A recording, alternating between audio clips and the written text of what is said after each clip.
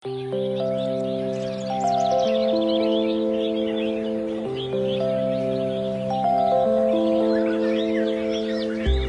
see everybody is playing bird and I can be able to hear good bird saying, I feel satisfied. Baik India, baik Melayu, baik Cina, jadi kawan. So bagi saya ada kebaikan dia.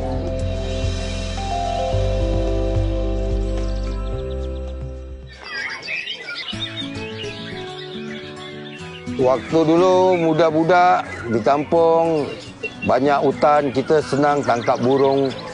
Kayak burung merbuk, burung pipit, merbak kapur. Jadi macam-macam lah. Tapi sekarang kita tak boleh tangkap sembarangan lah. Pasal apa semua dah protect by the law. Anyway, I like nature. So even fishing, birds, flowers, all I like.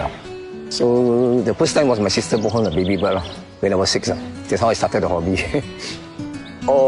Since I was young, this was introductions from my dad. My dad keep birds, so I just, during at the young time, I just play around with birds. So have the interest there, got the hobby there. Waktu saya kecil-kecil dulu kat Jalan Kayu, saya suka tangkap burung pipit. Haji, pipit, kepala hitam, pipit, belang-belang tu, tangkap dan jual. Satu dalam 5 sen gitu. So, kita akan masuk kampung-kampung Cina, kan ada India, tak ada masalah. Boleh masuk dalam rumah dia, boleh minta air. Kampung kan ada banyak pokok buah betik, so kita akan minta. Since 10 years old, I already start keeping this bird, going to the market to buy $1.50. So that is a time when we are very young. We all love all the good old days. We have 4 main types of birds regularly displayed here, and that is zebra dove, the long-tailed shama, the oriental white eye, and the red-whiskered bulbul.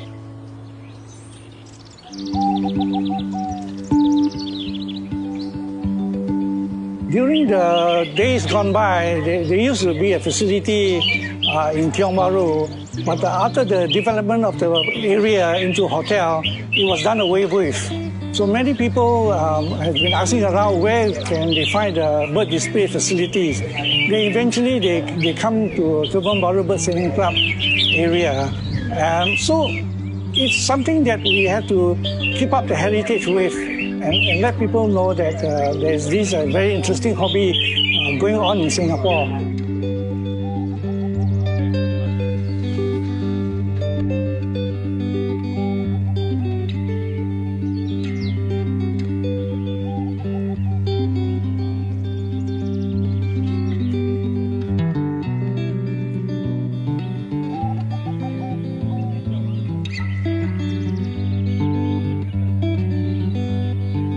Here is one of the biggest, I got to say, biggest chai-tail in the whole of Singapore.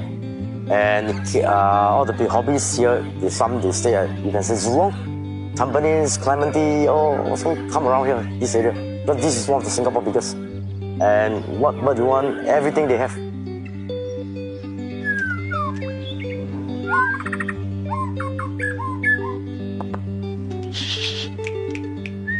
For cost of summer cages, it costs from $80 to a few $1,000s, even to 10K or 20K. Like this cage now is around 3K plus, 3,500 to get one of this kind of cage.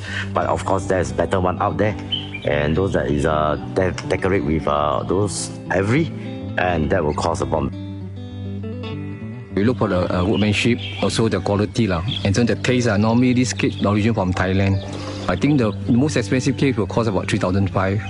The normal cage will only cost you $50.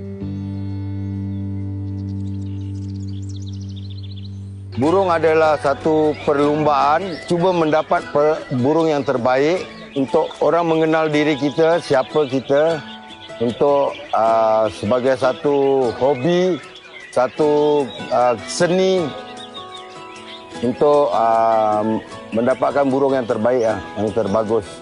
Dan semua orang berlumba-lumba lah untuk mendapatkan burung yang baik. It's an honor when the birds get the prize, but no prize money involved lah. It's not the money matter lah. It's a pride matter lah. How good you have to train your bird, how good that you're listening. This type of bird, robot, need to be very well trained as they need to be on high air, then they will really sing well. The mobile are just like human beings. They got their mood. If their mood is good, they sing well, seriously. If they are in no mood, the bird can cost you a lot, few thousand. If really they are not on the mood there, they don't sing.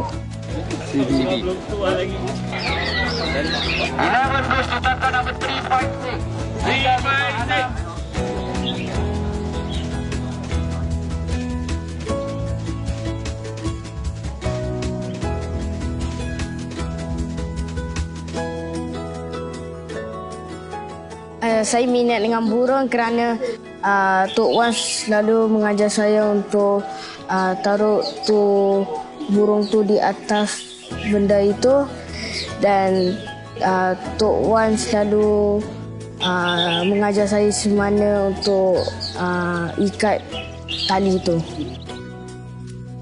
Kita menunjukkan kepada anak-anak kita atau cucu yang kita buat sesuatu sampai peringkat profesional. Some people may think we're crazy sitting down for hours and this and that, but I don't think. When you really understand, you find it very meaningful, very healthy. Bird singing is sweet lah. I mean, when you hear the voice, you can really give us a very calm feeling, in inner feeling.